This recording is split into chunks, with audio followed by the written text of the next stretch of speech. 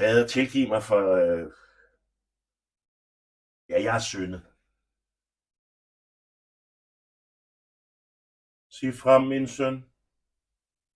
Jamen, det er den palaver med hende, Katrine Dias, og den bog. Jeg synes simpelthen, det er så dårlig stil. Først så svindler hun og bedrager og snyder og stjæler, og så da det hele går i lort, så smider hun bare alle foran bussen og skriver en bog med intime detaljer om stakkels Adam Prise. Hele hans familie og børn og venner skal læse om hans intime detaljer inde i soveværelset sammen med hende. Hvad fanden er det for noget? Og alle mulige andre. Det er simpelthen, det er så dårligt stil. Og pressen, de lapper det bare i sig. Samtidig med, de ikke tør at skrive om det.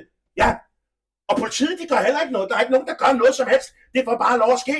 Jeg synes simpelthen, det er så dårligt. Men hvad er din søn, min søn? Ja, jeg har jo købt bogen.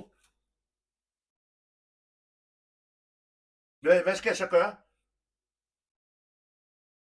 Den bog, den skal brændes. Den skal smides ud. Du må smide den ud omgående. Jeg skal faktisk ned med småt og brandbart. Så hvis du bare giver den til mig.